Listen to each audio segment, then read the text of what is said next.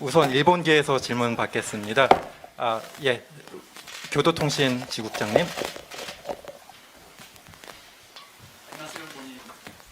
안녕하세요, 후보님. 네, 반갑습니다. 반갑습니다. 교도통신의 오카사카입니다. 한일 관계에 대해서 질문드리겠습니다. 일본에서 최근 기시다 내각이 출범하고 한국에서 내년에는 새로운 정부가 출범함으로써 관계 개선에 대한 기대감 조심스럽게 나오고 있는데요. 그렇지만 일본에서는 후보님께서 그동안 강경 발언을 해오신 것을 두고 대통령이 되면 한일 관계가 더 어려워질 거라는 우려의 목소리가 있는 것도 사실입니다. 그에 대한 후보님의 견해를 여쭙고 싶고 또 후보님의 실용 외교가 대일 관계에서는 어떤 식으로 적용될 것인지 설명 부탁드리겠습니다. Well, 또 first, 한 가지는 아무래도 한일 간의 제일 큰 현안이 징용 문제인데요. 문재인 정부는 대법원 판결을 존중하면서도 압류된 일본 기업의 자산을 강제 매각하는 것은 바람직하지 않고 외교적 해법을 찾는다는 입장인 것으로 알고 있습니다. 후보님의 생각도 같습니까? 이 문제 해결에 대한 해법이 보관이 있으신다면 어떤 것인지 설명 부탁드리겠습니다. 고맙습니다. First, the question is asked by Osakawa Kentaro from Kyodo News. We would like to ask candidate Lee on his opinion on the relations between Korea and Japan. With the new administration currently in place in Japan and also the new administration to be taking office next year in Korea, there is also a very heightened expectation that there will be improvements to the overall relations between the two countries. But there is also concerns from certain people because of the strong comments that were made against Japan in the past. If you are to be president, there are also people who do face that there could be additional challenges moving forward with the relations between Korea and Japan. What is your opinion about that? And how would the relations with Japan change under your stance of pragmatic diplomacy? Also, with regards to forced labor, the Moon Jae-in administration also has expressed that in a lot of the cases, it's not right to search for actually forced closure of a lot of the foreclosed assets of the Japanese companies who did conduct forced labor in the past, but rather the right way to be looking for a diplomatic solution. Would you be in agreement with such stance? And in your view, what would such a solution approaches entail? 대한민국 외교 현안 중에서 가장 심각하고 또 어렵고 그런 현안들에 대해서도 여러 가지를 한꺼번에 물어주셔서 제가 꽤 시간이 걸려서 답변을 나눠서 드려야 될 것 같습니다. 우선 첫째로 한국과 일본의 관계는 보통은 가깝고도 먼 나라라고 이제 표현됩니다. So yes, I think the question was very compact, discussing a lot of the critical and immense challenges that is facing the Korea's diplomatic scene that we are currently facing. And it was a lot of questions at once, so probably we would have to take the time to answer them one by one. The first we would like to mention, the overall relationship between Korea and Japan is definitely a very close but also far in terms of the relationship itself. 한국과 일본은 매우 지리적으로 가깝고 역사적으로도 문화적 교류도 아주 많았습니다. 그리고 최근에 근세사에는 이제 일본이 한국을 침공해서 아주 오랜 기간 동안 우리 한국 민중들에 대해서 엄청난 가해 행위를 했던 역사가 있습니다. Of course, geographically, Korea and Japan is located at a very close distance. Historically, there has been a lot of cultural exchanges between the two countries. In the modern society, there has been the invasion into Korea by Japan, and for a long period of time, there has been aggressions made to the Korean people from Japan. 사람과 사람과의 관계처럼 국가와 국가 간의 관계에서도 잘못은 인정하고 또 그에 대해서 합당한 보상을 하는 것이 앞으로 더 나은 관계를 위해서 바람직합니다. As it applies for human-to-human relationship, I also believe that for a nation-to-nation relationship also, if it is important to acknowledge any faults and also provide the right compensation for such faults committed, and then we could talk about moving forward into a more productive relationship. 그리고 이제 국가와 국가 간 관계, 또 국민과 국민의 관계, 그리고 현실적으로 권력을 가진 정치 집단과 정치 집단의 관계는 분리돼야 됩니다. I believe the relation between a country to country, the relations between the people to people, and also the political parties that have power in reality should be separated. 저는 개인적으로는 일본 국민들을 사랑하고 또 그분들의 그 검소함과 또 성실함, 그 예의 바름에 대해서 매우 존중합니다. 제가 여러 차례 일본을 방문했을 때도 정말 정감을 많이 느낄 만큼 저는 일본에 대해서, 일본 국민에 대해서 또 일본 국가 자체에 대해서 존중하고 또 사랑한다는 말씀을 먼저 드립니다. Personally, I admire the Japanese people very much. They're very diligent. They're very frugal styles and also very good manners. I think in a lot of cases that I had the occasion to visit Japan, I was very much impressed by such positions and stances of the Japanese people. I very much felt a lot of connection, and I also have such affection for not only the Japanese people but Japan as a country to really express my level of respect and love for them.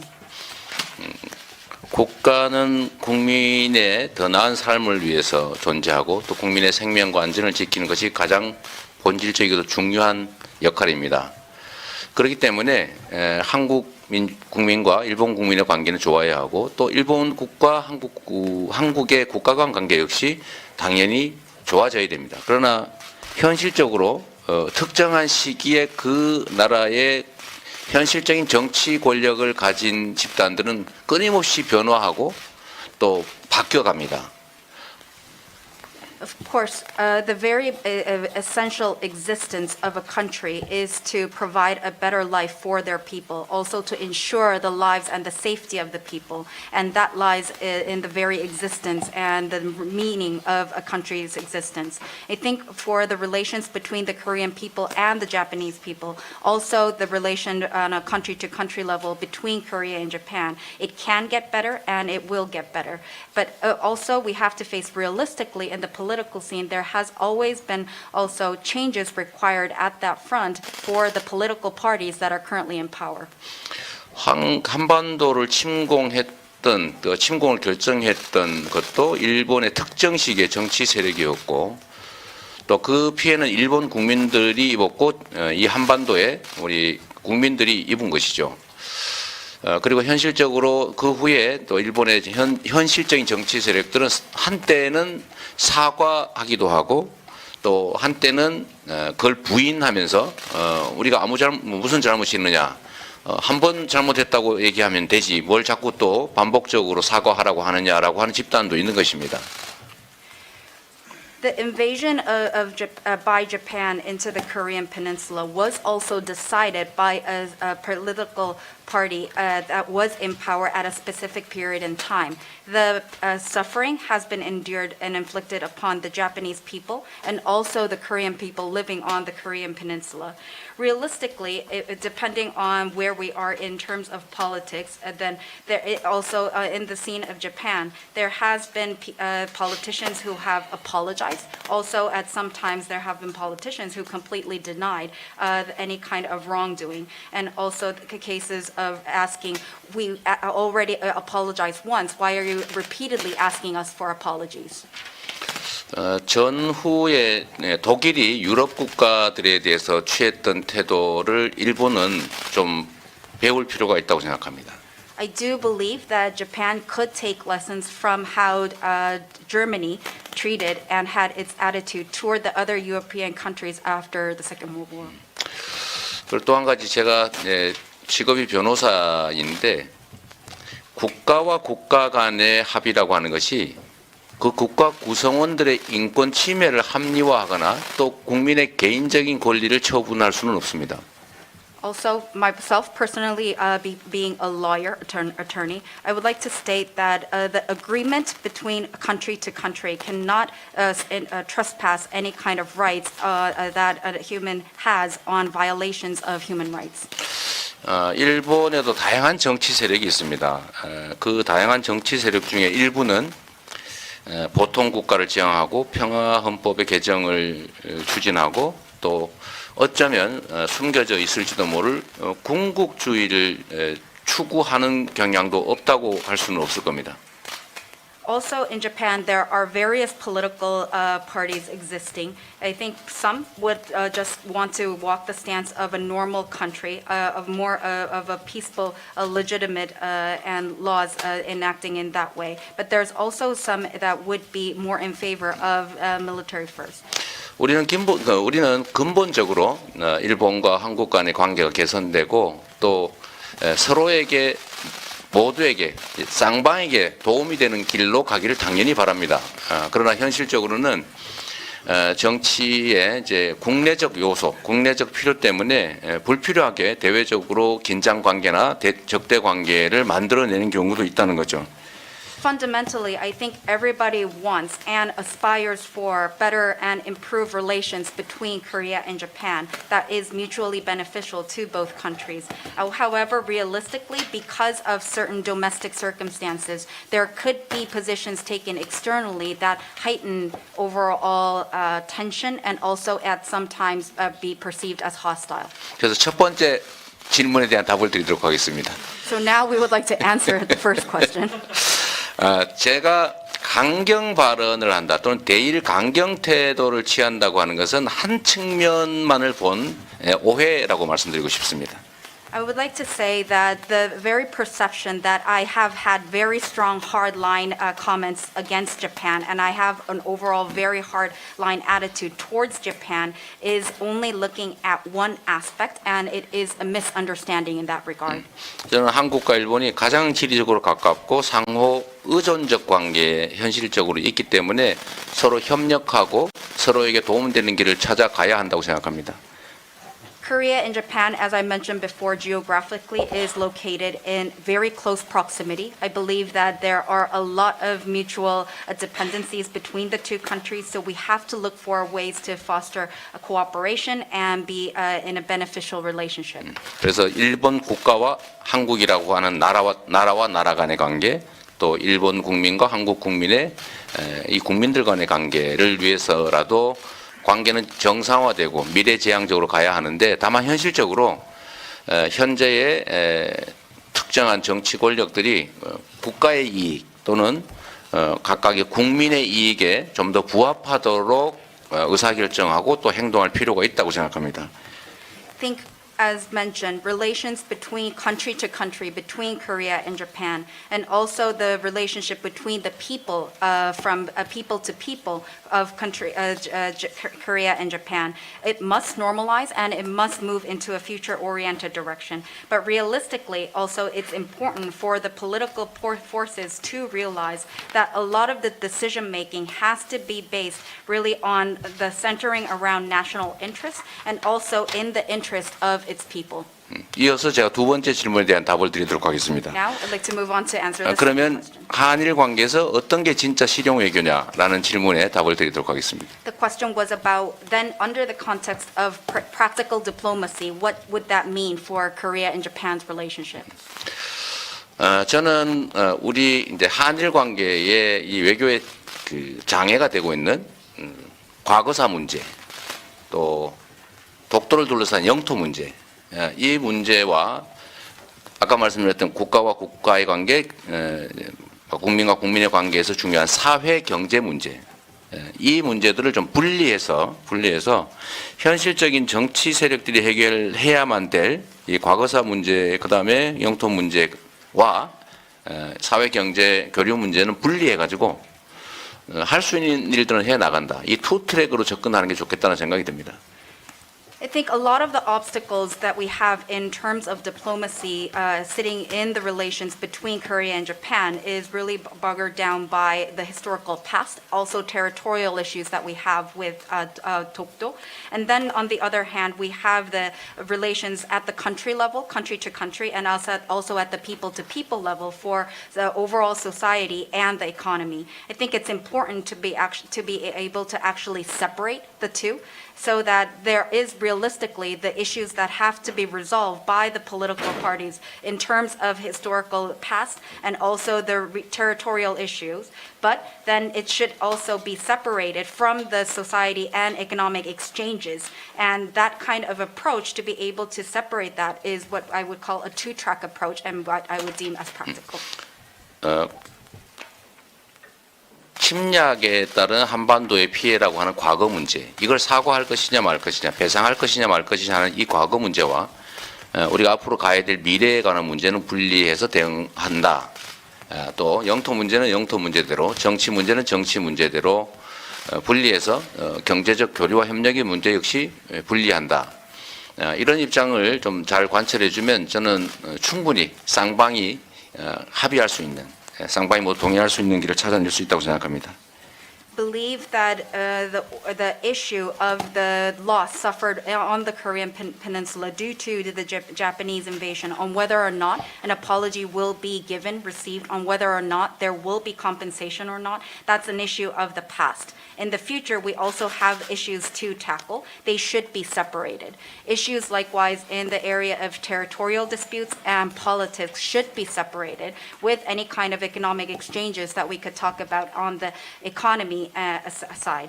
I think if we are able to find this kind of common approach, it will be possible for us to find a common path that both parties could agree to. 그래서 세 번째 질문에 대한 답을 드리도록 하겠습니다. 징용 문제, 징용과 관련된 판결의 강제 집행 문제를 어떻게 해결할 것이냐, 이걸 물어주셨는데 답을 드리겠습니다. And I would like to answer this third question. It was a question regarding forced labor and the forced execution of the judgment that has been rendered. 서로 상대 국가의 현실적인 문제들을 좀 인정할 필요가 있습니다. 그 첫 번째 가장 중요한 차이가 뭐냐면, 한국은 입법, 사법, 행정이 헌법상 명확하게 분리되어 있어서 이 행정 영역이 사법에 절대로 관여할 수 없고, 관여하면 그게 범죄 행위로 처벌받게 됩니다.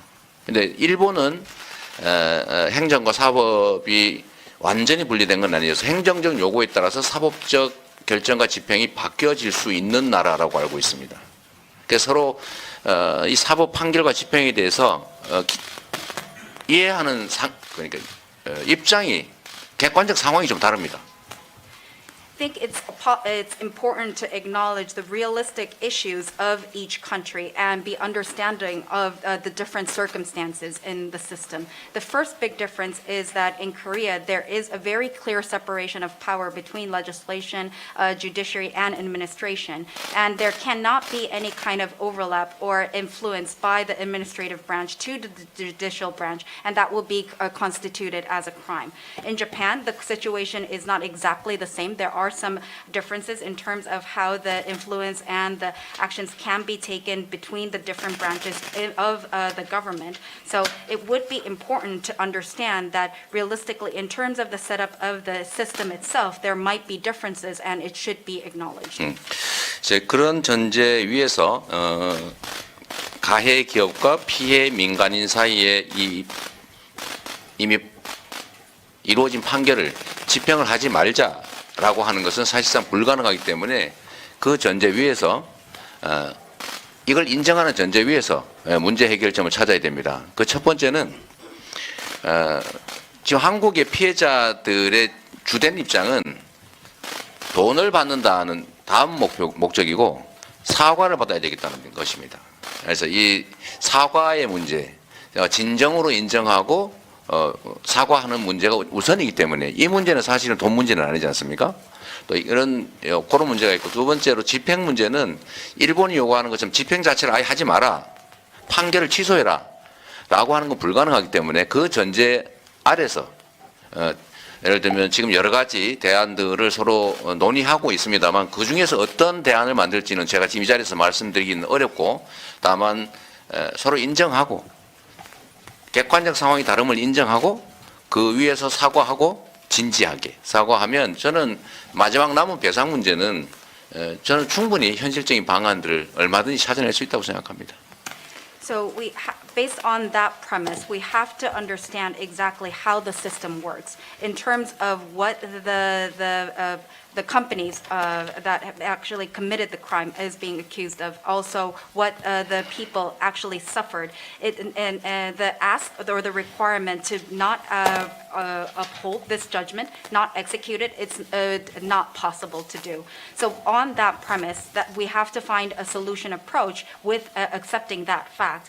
I think if we listen to the position of the people of Korea, the victims of this issue, they say that money for them is second. They want to receive a very heartfelt apology. And if there is that kind of sincere recognition, apology, then the money issue is not something that cannot be resolved. In terms of the execution of the judgment itself, as mentioned, just completely withdrawing, overthrowing the already rendered judgment made, as Japan is currently requesting, is not possible to do. It's impossible. So the solution approach of how we could go about handling this is not something that I could discuss in specific detail today, but I would like to say, first, it's important to understand, accept the additional circumstances that each country is facing objectively, and then have a very sincere apology, acknowledgement of the fault that was committed.